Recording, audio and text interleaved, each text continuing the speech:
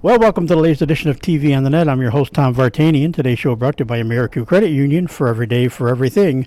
Located next to Little Caesars at 3944 Route 281 in Cortland. By Right Angle Creek Farm and Marathon. All natural, pasture-raised Angus beef from our farm to your table. By the Cortland Voice, the exclusive media partner of TV on the Net. For all your local news and sports in Cortland County at no cost to you, check out CortlandVoice.com. By the Royal Auto Group on Route 281 in Cortland, the home of no hassle, no razzle-dazzle. Check them out at RoyalAutoGroup.com. By DJ Philly C, make your wedding party or event extra special with the best DJ in the area. Contact DJ Philly C at 607-745-4346. By Yeaman Real Estate at the entrance to Yeaman Park off I-81 exit 11 in Cortland. By Nikki C's Hometown Pizzeria and Meatball Shop on Route 281 next to Hobo's in Homer. Find them online for fast, secure ordering or call 607-749-5300. They have a unique menu with dietary-specific options. Nikki C's, your grab-and-go specialists. By Graftex, located on Elm Street in Cortland. Founded in 1984, they provide custom screen printing and embroidery for teams and local businesses. Graftex continues its dedication to servicing customers' needs for innovative graphic designs, custom and printed apparel, and quality service. They are easy to contact at 1-800-417-7791. By Seven Valley Agency at 18 Tompkins Street in Cortland for all your personalized insurance services. Give them a call at 607-753-1821 or check them out online at sevenvalleyagency.com. Seven Valley Agency, where your money matters, our advice counts. By Riley's Cafe and Marathon, open 7 days a week for sit-in dining in a friendly family atmosphere. Riley's also offers carry-out and catering for some events. Check them out online at rileyscafe.com or call 607-849-6434. By Isaac Merker Studio, handling all your photographic needs in Central New York since 1982 at 74 Hamlin Street in Cortland. Give them a call at 607-756-0849 or check them out online at isaacmerker.com or on their Facebook page. By Arnold's Flower Shop, your premier wedding florist at 19 West Main Street in Dryden. Holiday arrangements, centerpieces, and evergreen items are now available. Call 607-844-8601 or order online at arnoldsflowershop.com. By M&D Deli, located on Central Avenue in Cortland, open Monday through Friday from 7 a.m. till 3 p.m. M&D has breakfast sandwiches, bakery items, and daily lunch specials. They are also available for catering. Check out their Facebook page for more information. Stop by or call 607-753-TO-GO. That's 753-8646. And look for the new food truck in the spring of 2022. And by Crop Growers LLP, the first choice in crop insurance, located in Homer. Contact KC Slade at 607-591-2460 for more information. Well, we are back at the high school ranks today, and we I jokingly said we kind of go across the street from where I live. Technically, we're over to Cortland High School again today, talking to, in her second year. Last year was the COVID year, which we'll talk about, which was probably more exciting than anything. But this year, it's the fans are back more. I've been to a couple games, and they've had some nice crowds already this year, which is nice to see. And they are 2-2 on the season. And actually, we're recording this the same day that their next game is. They got a game tonight that they will be again at home against Shenango Valley. So they'll be taking on a Section 4 foe in Class A school from the down around the Binghamton area. But we're talking today. She's in her second year, as we said, as the head coach now. But anybody that knows girls basketball in the area knows this name for a long time, because a lot of the girls you see now that are playing probably had her fingerprints on them back when they were little and coming up. So welcoming today Janice Meyer to our broadcast. Welcome, Janice. Thank you. As we said, it's a fun road to come now, being the head coach. You were the JV coach for 5 years. Nolan Sinclair was the head coach, and this is your second year as the head coach. But as we said, your imprint on girls basketball is well known, because you could probably talk to 80-90% of the girls somewhere in the area, and they played club basketball or learned basketball under you when they were little kids. Yeah, I started my basketball journey here, over a decade ago, starting with a lot of recreation, small AAU teams, and kind of built up from there. We ended up pre-COVID with an 11-team AAU squad. and 7 of those being girls teams. And I've done that for decades. So, and that definitely crossed district borders, from pretty far, grew pretty far. I was also at Homer before Cortland as an assistant, and then moved over to Cortland, 6 years ago now. So, how have you seen? And we'll talk about this a little bit first before we start talking about the Purple Tigers this year. The growth of girls basketball and the level, especially with club play, the level of girls basketball for those that do play the club team, it really has increased the skill level of the girls that play now. Yeah, I think the travel teams in the last couple of years, maybe 5 have really started to grow. They really have options where they can go. They're more competitive. There's cuts being made, so it's just made the playing field more difficult. It's not as even as it used to be, so people really have to put the time and the work in to be able to get those looks that they want. So that's been really great to see. Even just watching our CNY Heat Club grow from 3 teams to 11 teams is just remarkable, really, based on just volunteer help, borderline volunteer coaches, and just keeping things rolling has been great. I think also too, just the amount of basketball minds, I guess, that we have in this area has grown, and so that's, I think, really added to just the growth of the girls in this area too. So did your love of basketball start when you were young too? I know that you have I believe some local connections as far as college play, if I remember my math right. Yep, yes. Yeah, all growing up, basketball was a one-sport athlete, played year-round, played downstate by New York City, played a little bit in college, and then just got right into coaching when I got a job here at the YW. So as you said, the team this year 2-2 on the season so far, and started out with a loss at Chittenango, 35-22. But the first game then was a win over Watertown, 60-29. I was at your game against Skinny Atlas. Skinny Atlas was supposed to be a halfway decent team this year, as far as a Class B OHSL school, and you won that one fairly easily, 38-25. Scored a little bit closer at the end than it was because it was a more of a blowout earlier. And then coming off what I still would say is a competitive loss to Jamesville DeWitt, because year in year out JD is usually one of the powers in Section 3 in Class A and Class B and stuff like that. So to lose only by 5 up there, and it seems like the team kind of where you want it to be right now? Yeah, absolutely. I obviously try to make realistic expectations on, making my schedule, making sure that we have opportunities to be challenged and opportunities to be successful. The end goal for this season is really, to make sectionals. Last year we struggled significantly after COVID, pretty high turnover with our team. So I didn't really know what our youth would bring coming in this year. We've got 2 real strong leading seniors that, just have really just sunk into my program and bought in since, I've had them as 8th graders on JV. And so I knew that was working in our favor, but, we always have a tough matchup. I'll tell you, I didn't expect JD to be as close as it was, but I also had Chittenango down as a win for us. So you just never know. It's hard to gauge. We're playing each game this season as if we need to win it, and everything's up for grabs. Really, it's interesting post COVID to kind of see where everything falls. And my goal was to win 4 to 5 games leaving December going into the new year. Looking at our schedule, I think that's more than possible. But I'm very happy with where we're at as long as we continue to keep building and improve. And of course, the style I saw, I remember in my days seeing Dick Penoyer coach teams, and I saw a little bit of Nolan when he was coaching and some different coaches. And it's kind of been a change in philosophy at the 2 schools that I'm familiar with the most. Homer has gone much more up-tempo with C.J. Kudla coaching, and the style I saw the Cortland girls playing the other night, that much more up-tempo style, 3-point shooting team and up-tempo style was a change from the past, but that seems to be a way the game is actually gravitating now. Absolutely. I mean, I think you've got to look at your athletes on your team and see where their strengths are and just put them in opportunities to be successful.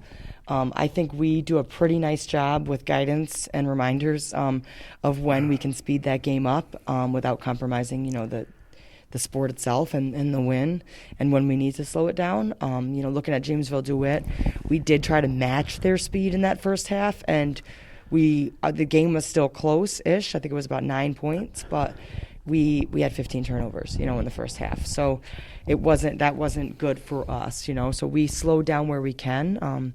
I believe that if we're up tempo defensively, it will bring an up tempo offense. And just knowing our own strengths and limitations, I think as we go into each matchup is going to be huge. I like to slow the game down at times, but it's all strategic. And I think if the girls are giving me 100% on defense, which they've really been stepping up these last 2 to 3 games, I like to give them a little bit more flexibility on offense. So. And we had a very interesting mix of 10 girls on the roster this year, and really it is only just 4 seniors, and then you got 3 juniors and 3 sophomores. So I mean, then you look at the JV team; they've only got 1 sophomore, but a ton of freshmen. So I mean, it's going to be a young future the next few years for Cortland. But talk a little bit about your 4 seniors this year on the team. Yeah, so we've got 4 seniors. 2, I think actually 2 of them have been with me 5 years now. And then, and the third with me through club for just as much time. All 3 out of 4 of them have just, been with me year round, bought into the system, just really, they know what I want. And they know themselves, and their basketball IQ and their presence and the culture of the program just, lives within them. The 4th senior is, a great hardworking kid. She unfortunately had some injuries early, and that kind of put her backwards a little bit, but we were able to get a full season last year out of her through COVID, which I think helped her significantly. So I'm looking forward to having her, get some minutes this year that can, show the work that she's put in. So it's been good. I mean, those 4 will be definitely hard to replace. And those 4, of course, are Kirsten Merritt, Margaret Starr. The Starr name I just recognize she's been around for a long time, that name. Sophia Ryan and Danielle Benjamin are those 4 seniors you're talking about. On the junior side of thing, Mallory Turner, I'm just going to call her Allie because I'm not going to try to go the whole rest of her first name there, but Allie Bishop and Riley Larkin. Yeah, so Mallory Turner's a starter for me. She's come in this year and just, really stepped up her intensity, which has been great. Both Riley and Mallory play for me off season, kind of year round. They're both bought in. This is kind of their first real, true varsity experience, and so I'm really happy with what I've seen so far. They've both filled really nice roles, and continuing to build and grow is going to be huge for them. Especially with, Kirsten and Margaret, those 2 captains leaving. And Olivia was a transfer from McGraw. She just transferred in as an 11th grader. She's new to me, new to the program. I'm kind of new to the system. So we're doing the best we can to kind of catch her up. The way I do things is probably very different than most coaches. And she's really been hanging on, doing the best she can. And I'm hopeful that, as the season progresses, she can feel a little more confident with where we are as a team and program. So then, of course, the 3 sophomores, Kendall Mack, another familiar name in this area, Valerosa Gambetta, and Claire Turner. Yeah, all 3 of them have, filled starting roles for me at some point in our first 4 games. So I can't be happier with that. Starting as a sophomore and getting quality minutes is huge. And so I think their ceiling is pretty high. I think down the road, what we see out of those 3 is going to really be some positive things. And I know it's funny just seeing the stats so far through 3 games. Some teams, if you talk marathon, you talk about Brooke Tillotson, you talk about Abby Ensign, who's only a sophomore. She's only a sophomore, of course. Brooke a senior. So you got 1 or 2 main scorers. That's how the team runs. Kind of a little bit different home, a little bit more of a balance in that group as well. But same thing with you guys. You got your 4 top scorers are all within, basically 10 points of each other. Kendall Mack has 30 points so far this year. Kirsten Merritt with 27 points. Actually, Mallory Turner leading the group with 32 points, and Margaret with Starr there with 20. So, you got balance. It's not just one person that's doing the scoring for you. Yeah, it's been actually interesting when I look at the book at the end of the game. I'm surprised by it because, we've never been a team that, averages 60 points a game. It's just not who we've ever been. Our focus has always been defense. And so, it feels like we're always scoring more. And then when I look at the stats, I'm like, okay, yeah, we've got 6 to 10 points down the board for 6 athletes, which is great. I think that's wonderful. I think Kirsten Merritt, to have 27 points right now in the season when she's coming back from major ACL surgery, just recently cleared. We're really regulating her minutes just for her own safety to make sure that she transitions in. So she's definitely in the past been someone that has been a little bit more of that high scorer for us. As last season, seeing a lot of, almost all double-digit games. But getting her back to that point safely is important. And so she's been our high scorer, I think, for the last 2 games, getting her minutes a little bit more. So I think we'll get a little more offense out of her as we go, but I think the rest is just going to continue to work and build up those stats and just be a nice even keel. Kirsten, the leading three-point shooter, got 5 threes already this year, and Kendall has 4. Yep. So, but it's funny when you look. We just talked about how easy even the scoring stats are. When you look at rebounding, it's pretty much the same thing. Margaret Starr and Claire Turner, both 11 rebounds, and you got 9 from Kendall, 8 from Valarosa, and Mallory with 8. So I mean, again, it's. Yeah, our rebounding definitely being a major focus of mine this year, and just getting the girls to buy in to how important that is. It's game changer, it's game winner for games. So I'd like to see those numbers continue to go up and faster. And kind of the same thing in steals. I mean, like you say, you're trying to a little bit more hustle pressure defense to generate the offense. Again, 22 steals in just the 4 games. That's an average of 5 steals a game. And once again, it's Valarosa with 6, Mallory with 5, Margaret Starr with 4, and 3 with let's see here. Just trying to read back forth across lines here. 3 with Claire Turner. So I mean, and then you hear if people are listening, you hear some of the same name, but you also hear a different name in each one of these columns too. So everybody is bringing something a little bit different. There's maybe what might be considered their strength to what's going on. Yeah, absolutely. I think so. I think just kind of finding their role in this system this year is going to be huge for each one. So how's it been for you, the transition this year? Because, like I said, I was at the Skinny Atlas game, and it was fairly loud because Skinny Atlas had a number of parents there too and stuff. But you could easily hear you at times on the sidelines, and you're nonstop as much as the kids are on the. What is it like this year doing it now? At least you can still holler, but maybe it gets drowned out. At least maybe people don't hear you quite as much because there is our fans here. But last year doing that in an empty gym with few, it had to be crazy, or just Yeah. I think I'm not gonna lie. I don't notice the crowd or hear really anything else. I guess that's a blessing. I can't really think for myself feeling any different than last year to this year in regards to my own processing. But I did ask my girls the other day in the JD game. It got pretty loud, and it was a tight game. It was very intense, and I had asked my girls if they could still hear me, and they all said yes, no problem. So that was good. I do wonder. I am loud and animated and very involved. And so I hope that they can keep up with me in those high pressure situations. But I think there gets to be a certain point. What the end goal is that those end game tight situations with all that volume just becomes automatic. Obviously, probably not tomorrow, but over time, that's the end goal. And I thought they did a really nice job defensively, knowing game management at the end of that game. We just missed our free throws. But it's nice as well, like too. Though I'm sure the girls, I think you can kind of tell I thought it looked like they fed off it at times. Having a crowd again, it's nice to have parents and a few other interested spectators there and cheering you on. I was sitting there with Pete Reef, the football coach, watching the game and stuff. But it's nice to have fans in the stands again.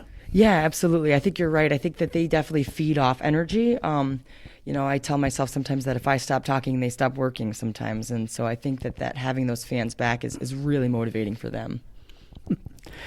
So as you said, Shenango Valley, actually tonight it's December 13th. We're recording this podcast, and we'll be up online later today.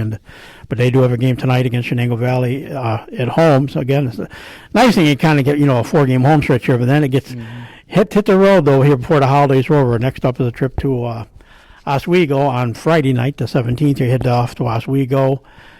and then a fun road trip on the 22nd to Carthage. You get that in the books, and then you wrap up the year right between Christmas and New Year. You have just one game on the 28th, and you're back home against a team just up the road on Route 11 a little ways, Whitney Point. So what are you kind of expecting out of these next few games coming up here? Yeah, looking at those, they're three winnable games for us. Shenango Valley is the one I know the least about. I was able to watch some of their film this weekend, which was good. And I think, just looking based on statistics, I think Carthage will be a nice game that we can all get some good time and hopefully get some good work in. I anticipate that being a win. Whitney Point's a scrappy local team. They work hard. They gave Marathon a run last week. I thought they looked really good against Marathon. Watching them against Shenango Valley, they looked a little weaker. Shenango Valley definitely looked like the stronger team. So I think we could leave this 2021 with 3 more wins. But we, like I said before, it's up for grabs, and we've got to go into each game like it's going to be a close one. And then, like with that Whitney Point game on the 28th, that is the end of the 2021 part of the season. It's the last non-league game of the year because come back on January 4th, start the new year, and sure, why not start right out with a rematch at Jamesville DeWitt? But this is where the Salt City Athletic Conference kicks in. You're at Jamesville DeWitt, then you're home for Auburn, at Central Square, home for Fulton and ESM. The rematch with Oswego. Then you do get a couple another couple non-league games. Just it's kind of funny looking at the schedule. Galaxy, they don't always coordinate the non-league and league stuff because you do have non-leaguers coming up at the end of January with at Lansing, and then of course the friendly trip up 3 miles up the road to Homer, and that's always an interesting game regardless. It's everybody talks about it, especially when you play football or lacrosse or some sort, but every sport, Homer, Cortland is something a little bit special. And like we say, you got 2 teams that are playing much more of a similar style now too. With what CJ has brought into Homer the last. I know he's on his 4th year already. It's hard to believe he's been there 4 years already. But what's it like? Prep. When you get ready to get to that point, you start prepping to play Homer next door. Yeah, it's always interesting. So. A good handful of those Homer girls actually play with my girls in the travel season, and they did for the last 3 or 4 seasons. So it's exciting for that reason. Catherine Apker and Gracie Patriarcho have played with my 2 seniors with me, for 4 AAU seasons in a row. So it's definitely exciting, fun, and competitive for that reason alone. And I think it's nice to have such a great local rivalry. I think it's important. I think it brings the community there, and I think it's just a community builder. I think it's just good for the community as a whole. As you said, and you say we talked about it when we started talking a little bit about club ball, AAU ball. I've noticed that over the year in different sports. I was more on the girl side than they do on the boy side, but I've noticed that I see it in soccer with certain girls that play, club soccer most of the year round, and same thing in basketball. It is a little different level than what if you're just, you go to high school and you come out and play basketball. It's a different level, and sometimes it's fun watching the officials try to cope with what there's really sometimes almost 2 different styles out there at the same time. It's a little different style, club basketball. I think to me it looks like I think it's a little more aggressive. You take a few more chances of doing things, and it's so it's got to be, fun balancing, who plays club, who doesn't play club, even just on a team alone, much less as a game flows. Yeah, I think, AAU definitely tends to let a little bit go. They let the girls run a little bit more. You get 6 fouls a game, so you got an extra one to play with. Even if you get to a certain point of a lead, it's running time. So definitely a little bit more flowy, let them go. You're definitely getting kids that can compete as well. So you're able to give them a basketball and say, just go out there and play a little bit and see what happens. So it's definitely a little more competitive in that regard. We've been fortunate. I hate to say it's fortunate, but we've been fortunate enough to be able to really make some cuts these last couple of years where we can have some more competitive teams, but still compete at the local level.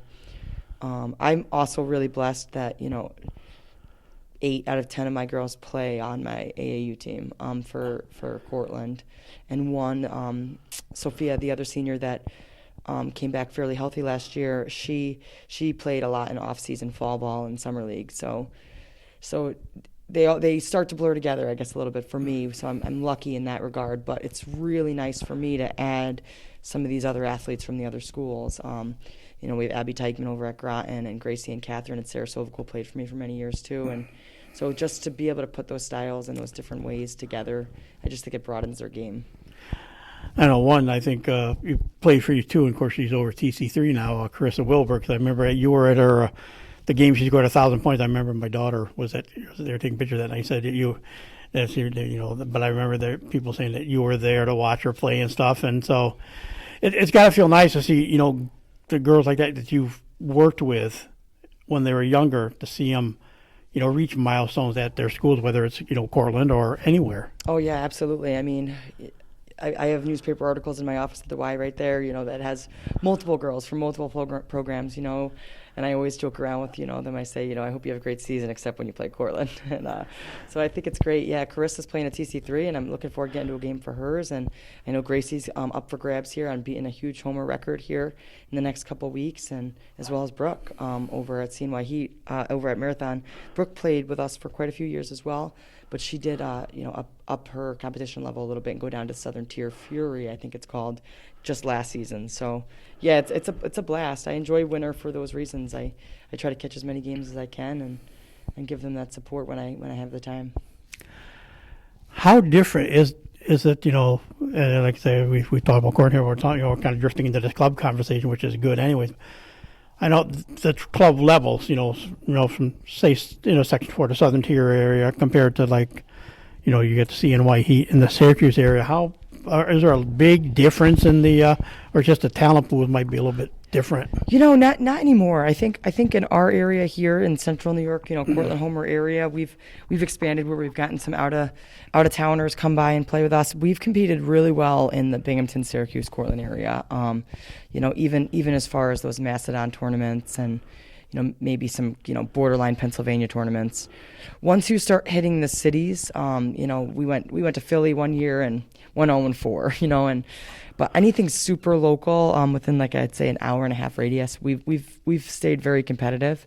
When you get into Scranton and Philly and a little bit more downstate, that's when you really see a big change. And so we're smart about where we go and what we choose to do. I saw just watching scores this weekend, West Jenny went and played 2 downstate schools that I played against in high school, and seeing the score difference for a strong program like West Jenny was surprising. So I think once you get further down there, you can definitely see there's a different level just by pool of how many participants they have to choose from. Okay, as we said, you come back, got a little bit more to go here in this part of the season, but then the main part of your league season kicks in, after the Christmas holiday. And where would you like to see the team finish as far as the Salt City Athletic Conference this year? I'd love, realistically, I'd love to see us somewhere in the middle of the pack. Auburn and Jamesville DeWitt are going to be 2 tough teams to beat, and that accounts for 4 of our 12 games. Fulton coming back this year is strong, and we didn't get the opportunity to see them last year at all, or Jamesville DeWitt. So I'd love to see us fall in the middle of the pack in our league. And the end result, is I'd love to win somewhere between 8 and 12 games, 8 non-negotiable games to get us into sectionals. I think that would be a huge plus for us. I mean, coming into our COVID year last year, we lost 5 starters and really had an inexperienced team. Even our older girls were minimally experienced at the varsity level, and we struggled from that, having no time to really prepare and get them ready. So this year, although my expectations are much higher, I also want to keep them in a way that is going to, help us see that success as well. Have our goals be reachable and, maybe a little further.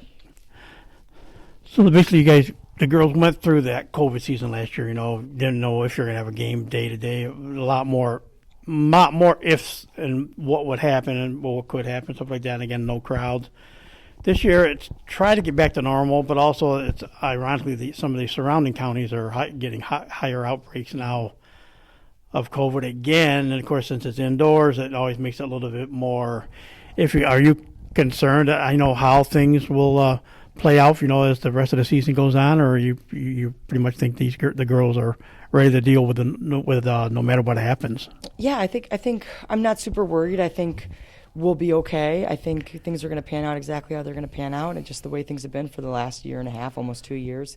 I think we've really learned how to go day by day, and I think we'll be okay. I can't speak for the other districts, but I'm pretty confident in the Cortland district's procedures and how they handle everything, and hopefully we don't get too much cancellations down the road. But I think we'll be okay. I think we will. How important has it been this year again? We saw it in the fall seasons, and we're seeing it now in the winter, that the kids are in class together again more than all the online learning, than just trying to get to a practice and play, or come to the school to get on the bus to go to a game.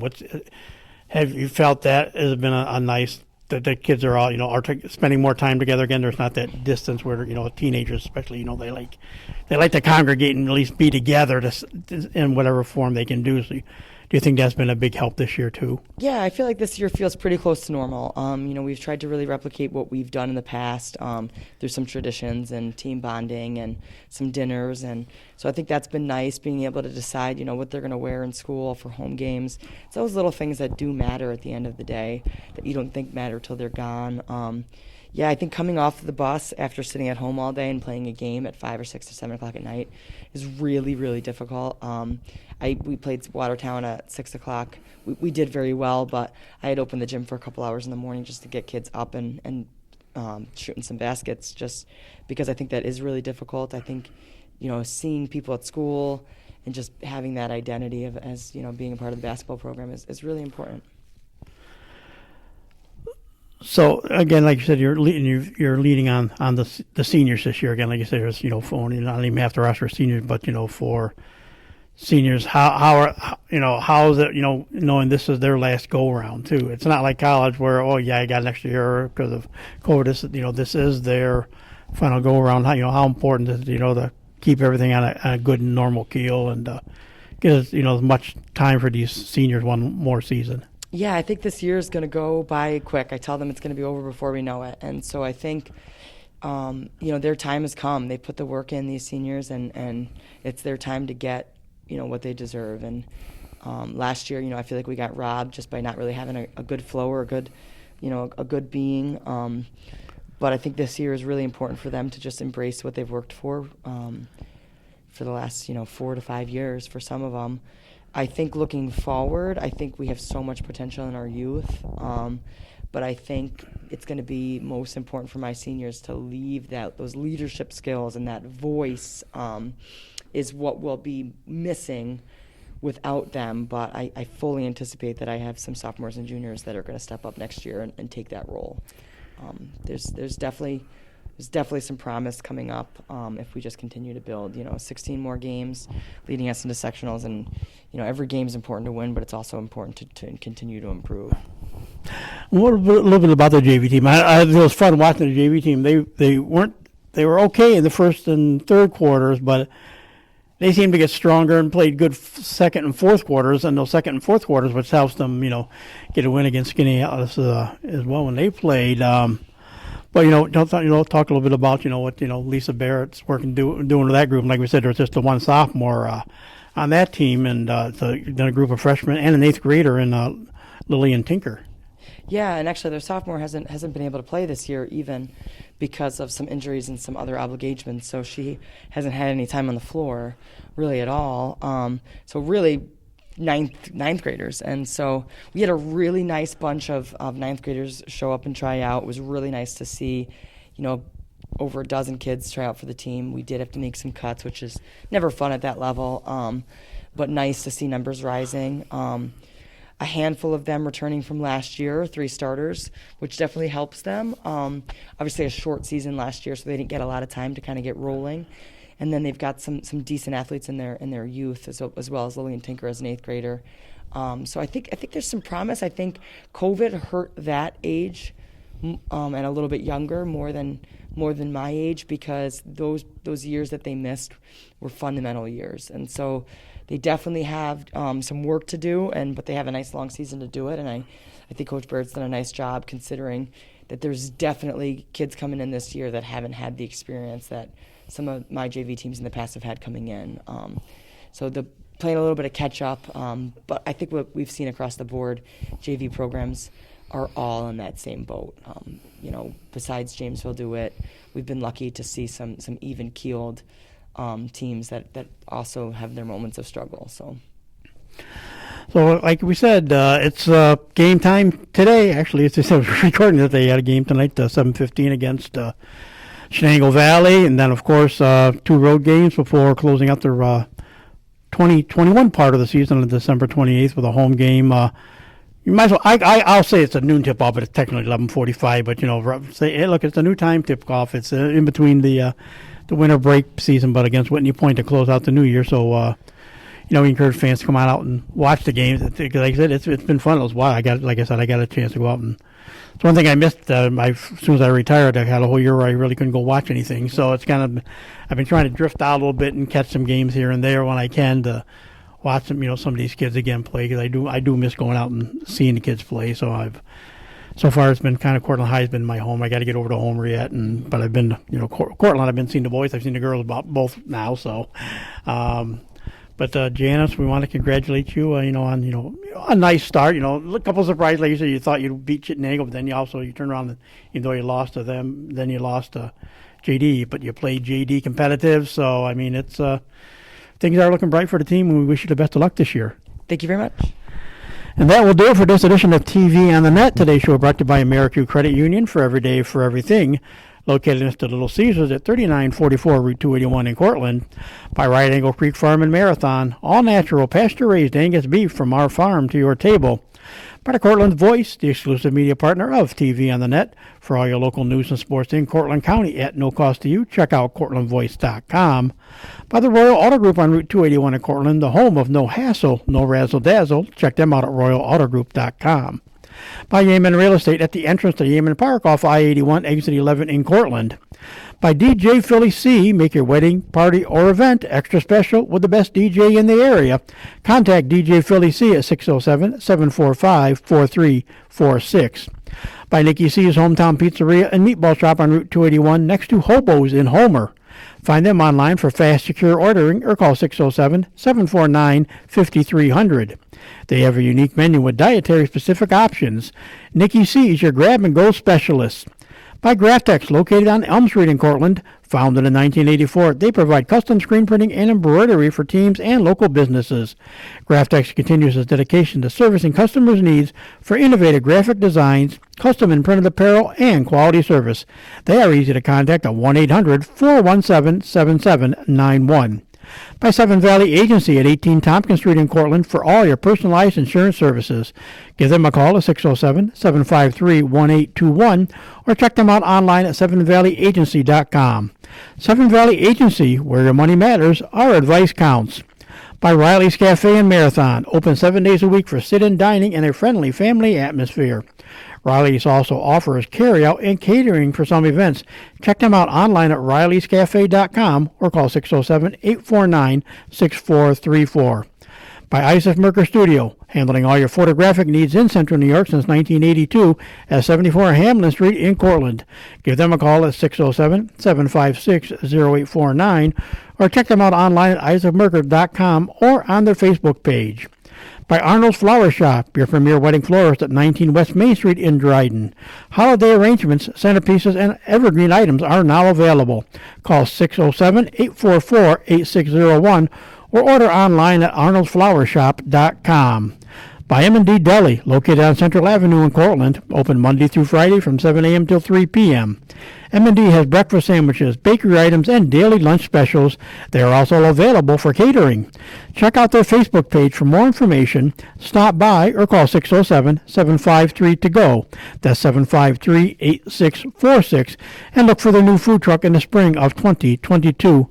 And by Crop Growers LLP, the first choice in crop insurance located in Homer. Contact KC Slade at 607-591-2460 for more information. So for my guest, Cortland girls basketball coach Janice Meyer, and yours truly, Tom Vartanian, thanks for listening, and we'll talk to you again soon.